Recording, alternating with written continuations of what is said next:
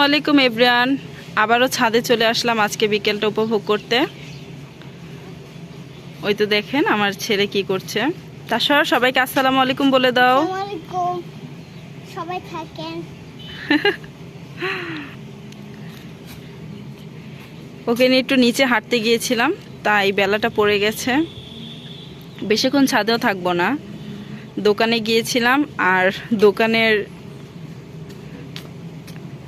দোকানওয়ালা তাসারকে জোর করে আমটা দিয়ে দিয়েছে। আমি নিতে চাইনি, জোর করে আমটা দিয়ে দিল।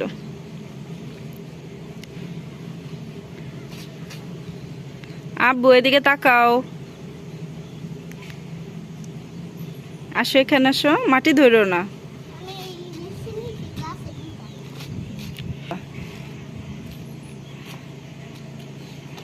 তুমি কি করতেছো? মাটি ধরতেছো কেন? আমি বিছে নিচ্ছি। বিচি নেও না বাবা, ময়লা ধরো না, জামা নষ্ট হবে। আমি সেটা মনে বড় গাছে না না থাক, লাগবে না, নষ্ট হয়ে যাবে। যাও, তোমার জামা কাপড় ময়লা হবে।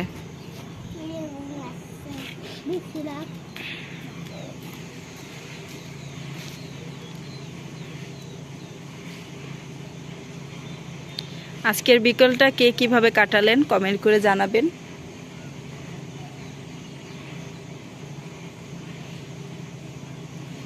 আম্মু মাটি ধরো না, না বিচি নিও না, মাটি ধরো না, তুমি হাত নোংরা হবে। আপনাদের একটু আশপাশটাও ঘুরে দেখাই। ওই তো দেখেন ধান কাটা চলছে। মেবি ধান শুকা দেওয়ার জন্য ওই ঘরটা মাঠের মাঝে তুলেছে। দেখেন কি সুন্দর লাগছে। আশেপাশে এখন বিল্ডিং হচ্ছে অনেক। এই যে এখানে একটা বিল্ডিং হচ্ছে, আমাদের বাড়ির পাশেও দুইটা বিল্ডিং হচ্ছে।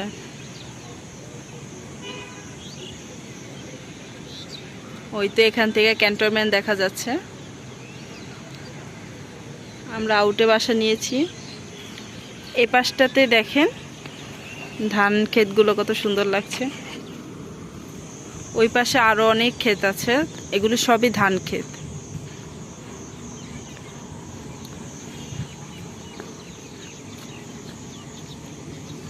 অনেকে আমার ভিডিও দেখে বলে যে এদিকে মনে হয় বিল্ডিং নেই। তো বিল্ডিং তো আর কেউ দেখার জন্য ভিডিও দেখে না, সবাই দেখে প্রকৃতি, আশেপাশে গাছপালা। হ্যাঁ, এইসব পরিবেশ দেখতে সবাই বেশি পছন্দ করে। আর এই পাশে বিল্ডিং আছে, অনেক বিল্ডিং আছে, দেখেন অনেক দূরেও বিল্ডিং আছে। এই রাস্তাটা পুরাই চারপাশে বিল্ডিং দিয়ে ভরা, দেখেছেন? তো এই পাশগুলো আমি দেখাই না, কারণ বিল্ডিং তো আর কেউ দেখতে চায় না। ভিডিওর মধ্যে সবাই দেখতে চায় এরকম সবুজ শ্যামল পরিবেশ, গাছপালা, প্রাকৃতিক সৌন্দর্য। তো এগুলো আমি দেখাই। তাই অনেকে বলে যে আমার বাসার পাশটা গ্রাম সাইডে পড়েছে, আমি গ্রামে থাকি। গ্রামে থাকা কি কোনো অপরাধ বলেন তো? কিন্তু খোঁচা মেরে বলে কিন্তু সে কথাটাও খুব কষ্ট লাগে, তাই না? আর এটা তো আর আমার নিজের বাড়িও না। আর এই বাড়িতে আমি এই এলাকাটা তো আমি সারা জীবন থাকবো না। এটা আমার হাজব্যান্ডের চাকরির সুবাদে আমি এখানে কিছু বছরের জন্য থাকছি। এমনও হতে পারে কালকেও আমি আমার নিজের বাসায় চলে যেতে পারি। তো আমার নিজের বাসায় কি আছে সেটা হলো বড় কথা। আমি কোথায় থাকছি, সেখানটা কেমন, সেটা তো বড় কথা না। আর এমনও না যে আমার সব কিছু বাজার করে খেতে হয়, যে আশেপাশে দোকান না থাকলে প্রবলেম। আমার সব কিছু A to Z আমার বাবুর আব্বু বাজার করে নিয়ে আসে। বলতে পারেন আমি ঘরে বসে রান্নাবান্না করি আর খাই।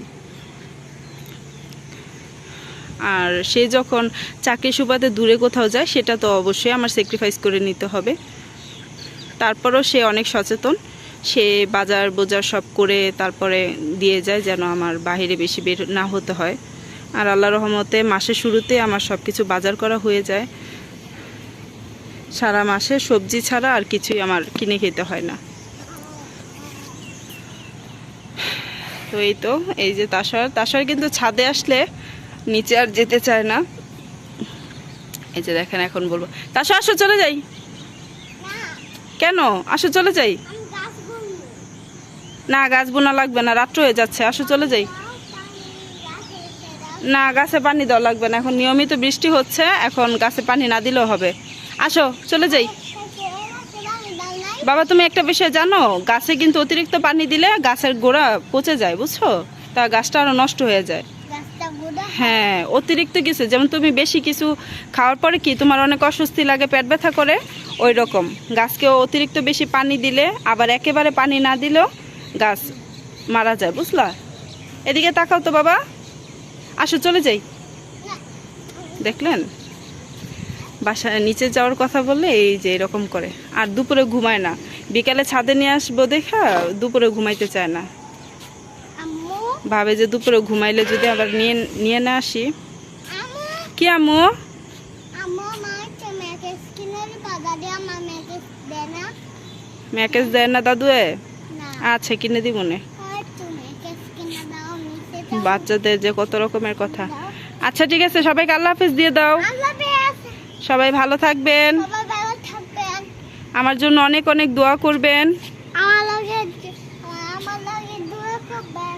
ওকে আল্লাহ হাফেজ, সবাই ভালো থাকবেন, সবাই ভালো আমাদের জন্য দোয়া করবেন, আর আমাদের চ্যানেলটা একটু সাবস্ক্রাইব করে দিবেন। সাবস্ক্রাইব করে দেবেন। ওকে একটা লাইক দেখাই দাও, লাইক করে দিন। করে দেবেন। এই তো লাইক করে দেন। এই যে তার লাইক কিভাবে দেখায়, লাইক কিভাবে দেখায়? আচ্ছা ঠিক আছে।